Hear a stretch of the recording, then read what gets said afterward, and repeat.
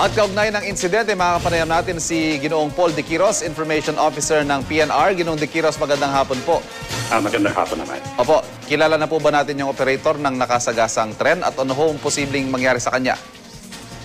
Nakaano namin yan ang SOP kasi namin sa PNR, once na naka-aksidente, sinususpindi muna namin pending the investigation. Ang train driver namin si R. Pasis. I think this is Roberto Pasis based on dito sa accident report.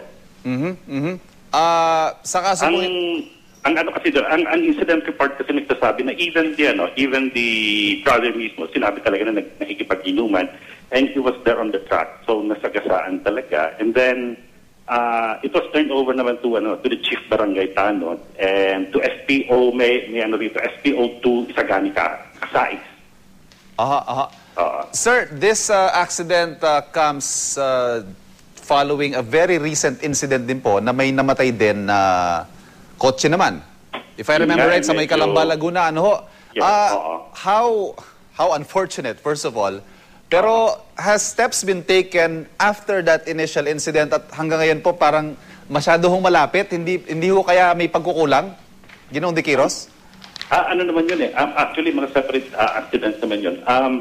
Pagdating naman kasi, if we concentrate naman dito lang sa incidenting ito, talagang yung incident ito, nakahiga lang talaga dun sa it was drunk. Yung kabila naman talaga, it was nighttime, medyo maano ata. And then, hindi narinig daw yung horn and pero yung mga accounts ng mga nandun na mga ng mga taong nandun sa vicinity nung before nag-traverse yung mag-ina, and medyo talagang masama rin ng namin yung nagsisympathize talaga kami dun sa family nung yun It's an unfortunate talaga. Pero if we can draw some comparisons between the two accidents, definitely sir, may pagkukulang sa warning systems at may pagkukulang din po siguro sa security ng railway. Hindi po kaya? Standard yung namin. Siguro ang ganito na lang ang namin diyan The safety precautions are there. May signages, nandun yung may nag-blow ng horn, and it is naman kasi talaga anywhere else in the world talaga may right of way talaga yun. Talagang dumadaan talaga yung yung train. Kahit na sa ibang bansa may mga accidente. Kaya lang talagang namin ngayon, tinignan namin kaagad yung lugar na yun, and siguro baka even yung ibang mga crossings namin, even whether this is illegal or not, tinitingnan namin na kung pwedeng lalagyan talaga namin ng lighting And we are also coordinating, actually we have coordinated previously with yung mga neighboring doon, yung sa barangay doon, para mag-assist din sa amin. Kasi iba naman kasi talaga dyan, like may mga nagtatayo kasi ng mga subdivisions, bigla lang meron ng, after that, meron ng mga crossing ganon. May mga iba kasi dyan na hindi talaga namin crossing yun. Sir, so wala naman kami... Panghuli na lang po, magpapaabot ba kayo ng tulong doon sa pamilya ng biktima?